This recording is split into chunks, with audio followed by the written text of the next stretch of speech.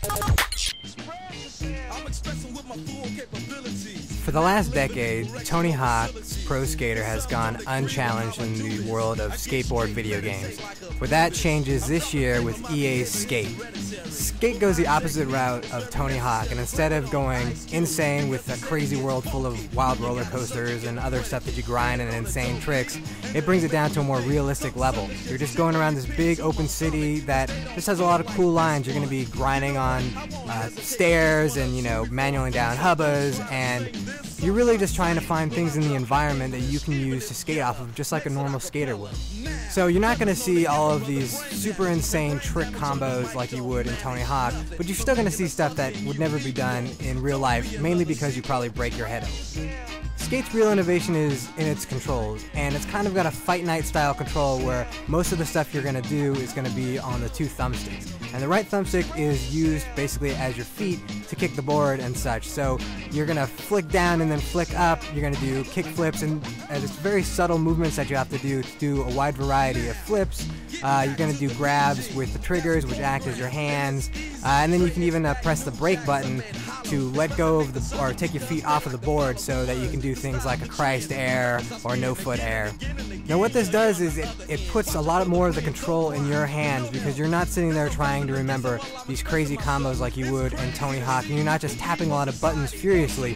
There's a lot more thought into it, and usually, in a good line, you're really just looking for one or two tricks instead of, 50 tricks like you might do in Hawk, which is kind of a cool feeling, because Skate is a lot more of a laid-back sort of a game, and it's a lot more of a community-oriented game. So you have this big city, San Vanalona, to ride around in. There are 4 sections to it. There's the suburbs, the res, Old Town, and Downtown. And each has sort of its own personality and its own sort of unique qualities to it. Like the res, for example, is pretty much all downhill. So if you like bombing hills, you want to go fast and dodge traffic, or maybe ride right into a car, that's the place to go.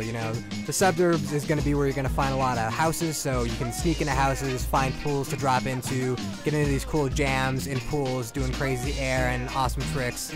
Downtown is the financial district, so there's going to be a lot of security around there, but there's going to also be a lot more stairs, a lot more other kind of stuff that grinds. So if you're a real grind fan, that's where you want to go.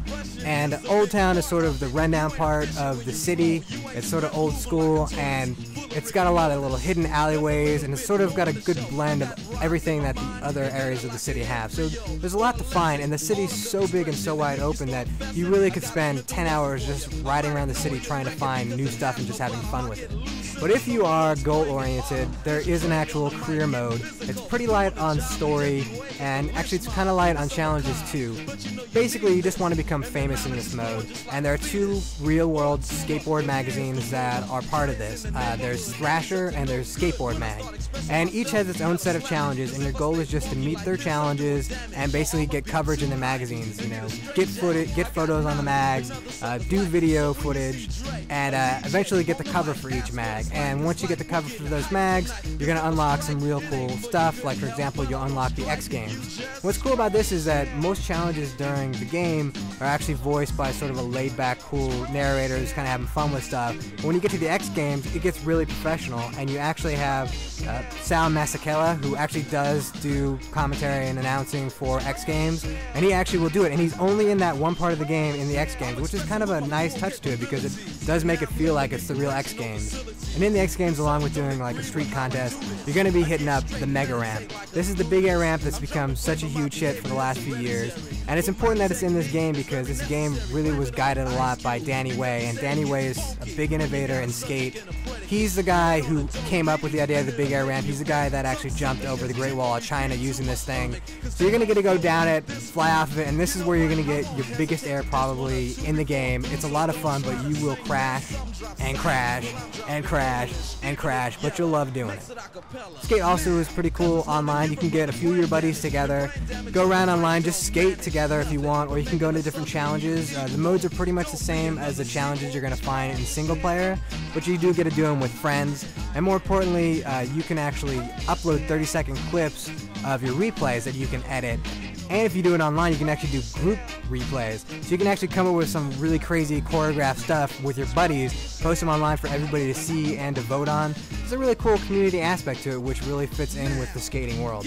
Skate does have a few problems. While it is physics-based, a few times the physics sort of go a little bit wonky and things happen that shouldn't happen, like you'll plant on a wall perpendicular to the ground and still be okay, those kind of things.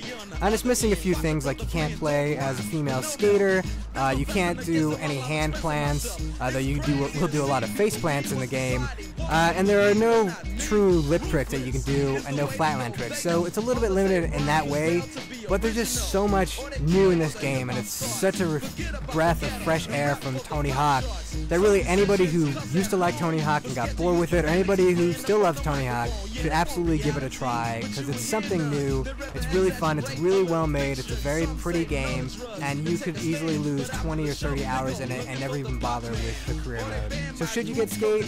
Absolutely. EA nailed it, and we gotta say thumbs up, and hopefully they'll come up with a Skate 2 where you can play as something more than just a guy who's a skeleton.